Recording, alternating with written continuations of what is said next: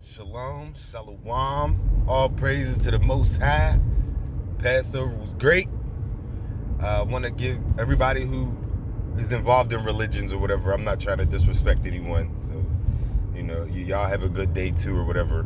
Y'all celebrate Ishtar, the god of fertility, the pagan god. That's what y'all worshiping. Just in case y'all ain't know, y'all can look it up. Easter is Ishtar. Bunnies don't have eggs. Bunnies have other bunnies. Them eggs is a symbol for fertility. So just so y'all know. But I wanted to talk about privilege. I want to talk about black privilege. I know a lot of y'all might not like this video, but come on, man. Y'all gotta think a little bit with me. Just bear with me real fast. So we're walking. Me and my family is walking out yesterday. It was a beautiful day. We was walking. And they have this big chair in the middle of the park where you could take pictures. And the park was packed full of people. And this lady, a black lady, she's going to sit in the chair and go to sleep. Now, what happens if one of the white people, because it's a white area where we were at, and there was a lot of white people, and black people were sprinkled. But the black lady goes up and sits on the big picture chair, the chair where you could take pictures, and goes to sleep. Now, my daughter's walking with me, and she's like, look, how she get to go to sleep in the chair? I was like, see, that's black privilege. That's what black privilege is. Because as soon as one of them white people would say something to her, she would get mad, she would get irate, she would start cussing and screaming because she wants sleep. That's black privilege. Why are you sleeping on a chair where people go to take pictures? What if a family wanted to take a picture? Then you would get mad because you call yourself trying to sleep. That's black privilege. Because if we was in the hood, she wouldn't do that. She wouldn't even have that same mentality. I wish somebody would. It would be totally different. But because she was in a white neighborhood and she's a black woman, she felt that she could do that. That's wrong.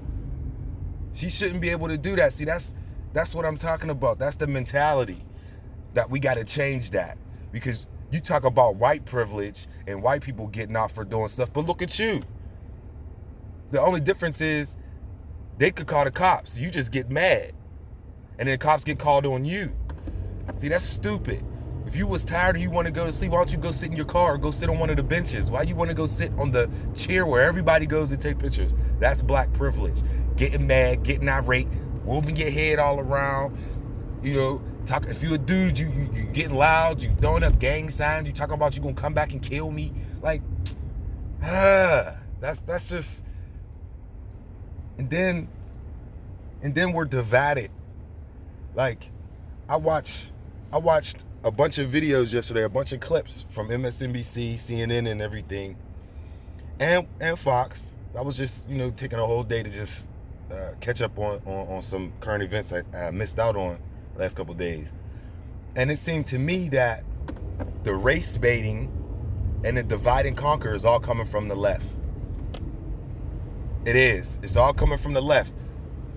The conservatives or Republicans, because sometimes when you talk to people in my community, when you say Democrat and Republican, they shut down. They don't really know what liberal and conservative is, so I keep it on that level. So when you watch the conservative channels, they're in defense mode. It's like they're in defense mode. They're being attacked from all angles, and they're in defense mode. And they're just trying to, make it so that even if there is a Democratic president the next time, they won't go through what Trump is going through right now. Every time you turn on Maxine Waters, every time you turn on Bernie Sanders, every time you turn on any of these people, Kamala Harris, even the contributors for CNN or MSNBC, it's all race baiting. It's like that's the only way that they can try to capture and keep the black vote, is to talk about race and to divide the peoples up. I think that's what religion and politics and all of this stuff is for, to divide humanity, to divide the people up and keep us hating and keep us. I'm going to say something. This is an observation that I made when I was a young man. I was a young man and I was like walking down the street and an old lady fell over. This is two incidents in the same day. It had me thinking. First, an old man fell over in downtown, and 8 people ran over to pick this man up. An old woman once across the street. 3 people. It took 3 dudes That's how people are, to help her cross the street. But when you turn on the TV, you turn on the news, you turn on movies, it make you think that there's nobody like that. That people are just mean and wicked and nasty just everywhere. And I thought as a young man, I'm like, how come when I watch TV, they say people are so mean and they won't help you out? But when I'm in my day-to-day, that's all I do is see people helping people out. It's a lie, man, to keep you divided, to keep you hating, and to keep you in fear of things. It seems like that's what they do to keep us in line, to keep us controlled, to keep us in religions, they keep us in political theater, and it's garbage.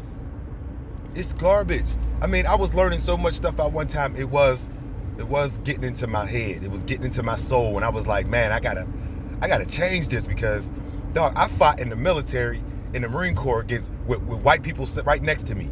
My best friend saved my life. That's a true story. I wouldn't even be here if it wasn't for my best friend. So when people got these experiences, that's cool, but that's not all of our experiences. I'm gonna tell you, I'm 40, and by no choice of my own, white people is the only people that ever helped me out. I've had black people around me, and they judge me. They treat me weird. They look down on me. Not all of them, but like the older blacks, the blacks that was able to help me back then, they would look down on me. They would judge me. They would do all this other stuff that wasn't help. But the white people, white teachers, white shrinks and stuff, white people giving you stuff for whatever reason it is. Now we'll look at it and be like, man, that's messed up. But where's the black people that's doing any of that? Where's the black people that's adopting black babies to get them out of wherever they are at? Why are you mad that a black baby is getting adopted by a white family who's going to actually give them an opportunity to do what we couldn't do? Why can't you look at it like that? Why do you have to look at it with hate and disgust and racism? That's what has been embedded into our country, and it has lodged itself into our DNA. Everybody, not just black people, but white supremacy don't even like white people. White supremacy don't like anybody but white supremacy. White supremacy ain't just an attack on blacks. White supremacy is attacking everyone. But you can't see that, because when you turn on your TV, you only turn on CNN, and you listen to your radio, who's pushed by the liberals, or you watch your movies, who's pushed by the liberals. That's why in Hollywood, when you watch movies, Fox is never on there. It's always CNN on them death movies, the end of the world or whatever. It's always a liberal news station reporting the news. Fox is never on there.